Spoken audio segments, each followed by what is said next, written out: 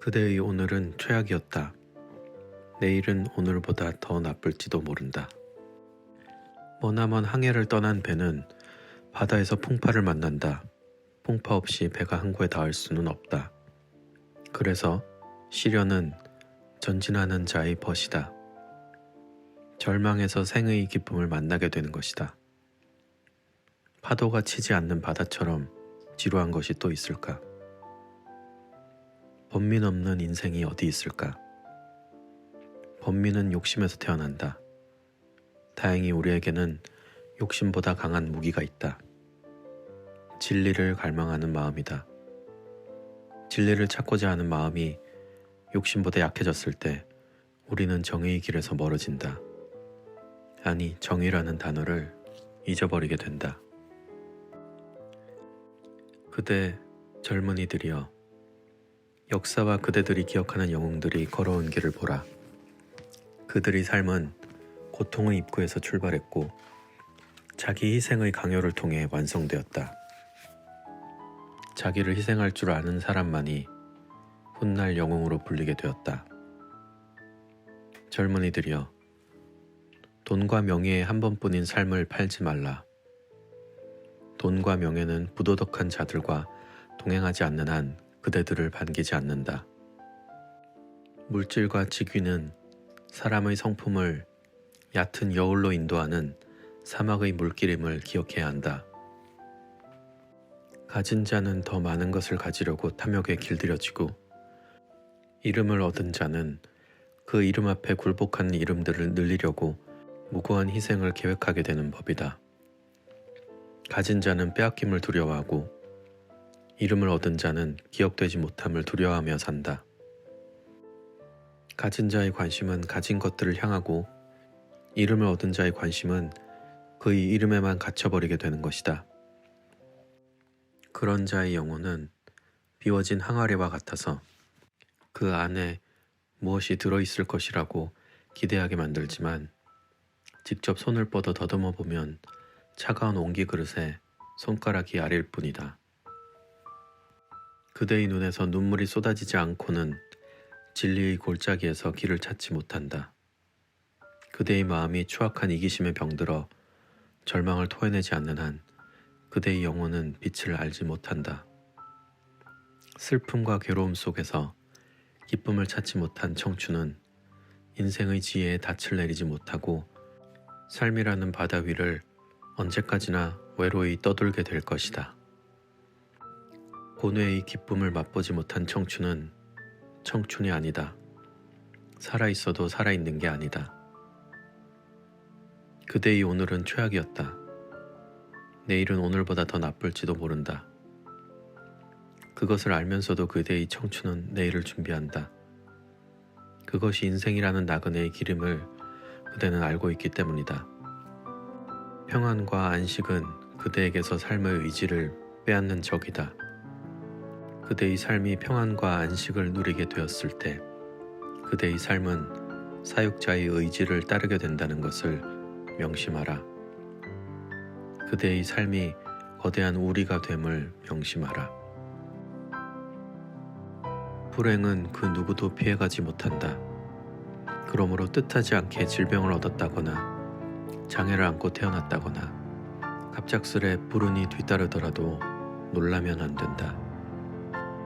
수치스럽게 여겨서도 안 된다.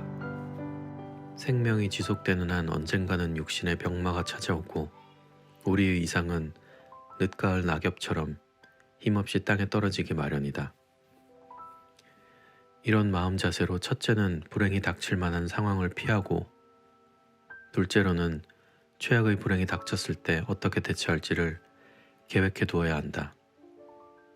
불행을 닥칠 만한 상황을 피한다는 것은 자신의 신체와 정신, 환경이 늘 건전한 상태를 유지하도록 힘을 기울인다는 의미인데, 나 한 사람의 깨달음과 준비만으로는 부족하다.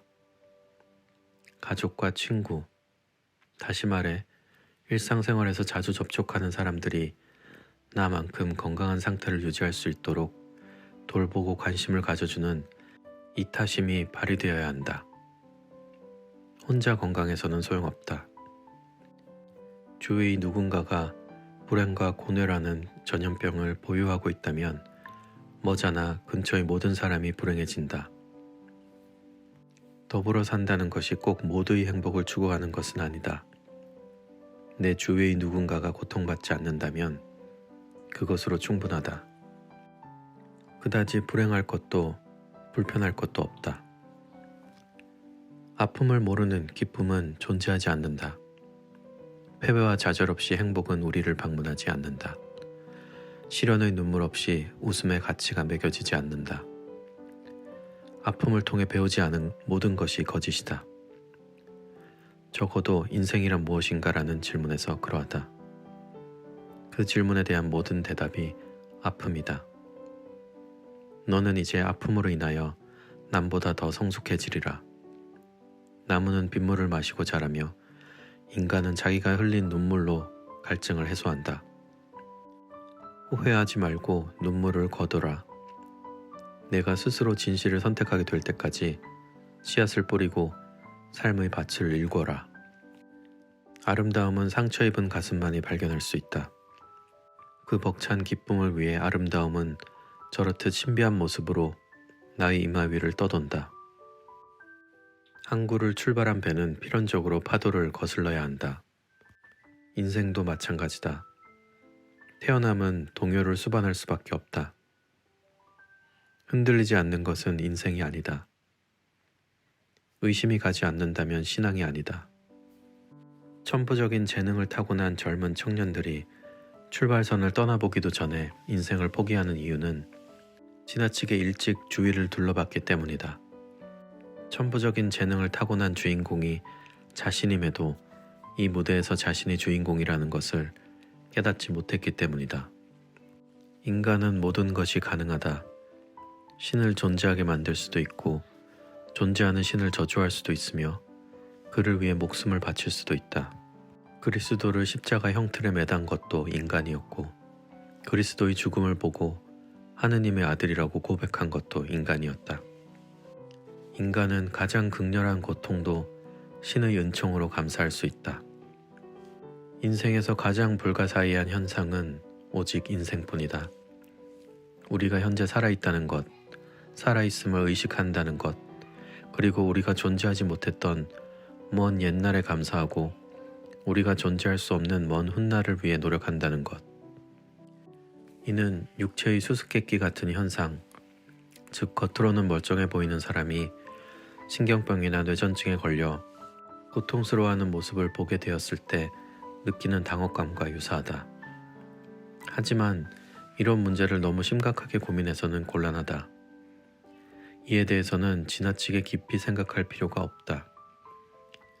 인생과 맺은 젊은 날의 약속을 내가 먼저 파기하지 않는 한 우리 인생은 나와의 계약을 어기지 않는다.